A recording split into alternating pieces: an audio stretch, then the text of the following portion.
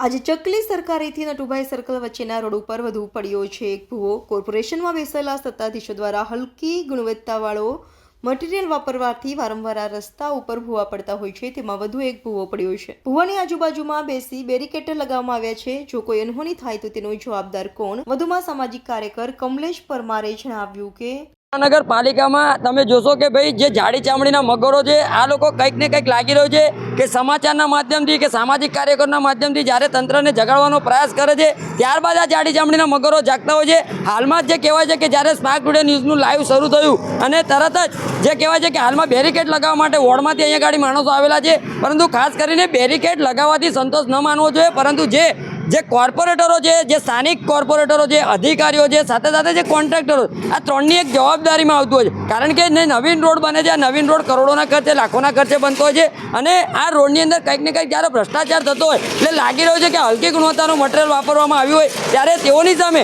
તપાસના એક આદેશ આપવાની જરૂર છે અને વડોદરા શહેરના નગરજનોને સુવિધાઓ સવલતો સારી રીતે પૂરી પાડી શકાય એ રીતનું કાર્ય કરવાની જરૂર છે। ચકલી સર્કલથી નટુભાઈ સર્કલ વાળો રોડ જ ભુવાને ગમી ગયો છે એવું નહીં લાગતું? હા, ચોક્કસથી ભુવા તો જો કે શિયાળે, ઉનાળે, ચોમાસું વડોદરા શહેરની અંદર પડતા જ હોય છે અને વડોદરા શહેરના જાડી ચામડીના મગરો ભુવાનું નામ સાંભળીને સંતોષ માનતા હોય છે, પરંતુ આ ભુવો કયા કારણોસર પડે છે આની પણ સંપૂર્ણ તપાસ થવી છે। કારણ કે વડોદરા શહેર એક સંસ્કારી નગરી અને સંસ્કારી નગરીનું નામ હાલમાં ભુવા નગરી, ખડોદરા નગરી નામ પડ્યું હોય ત્યારે વડોદરા શહેરના મેયર, કમિશનર, ચેરમેન આ તમામ લોકોએ જે કહેવાય છે કે જાત તપાસ કરવાની જરૂર છે। કારણ કે ગુજરાત રાજ્યના મુખ્યમંત્રી અવારનવાર વડોદરા શહેરની મુલાકાતે આવતા હોય છે ત્યારે કંઈક ને કંઈક રીતે ટકોર કરતા હોય છે, એટલે આ વડોદરા શહેર માટે ખૂબ જ શરમજનક બાબત છે। સાથે સાથે આવા કોન્ટ્રાક્ટરોને અને અધિકારીઓને તાત્કાલિક ધોરણે સૂચના આપી અને આવા કોન્ટ્રાક્ટરોને બ્લેકલિસ્ટ કરવા જોઈએ અને અધિકારીઓને તાત્કાલિક ધોરણે સસ્પેન્ડ કરવા જોઈએ તેવી અમારી ખાસ માંગણી છે।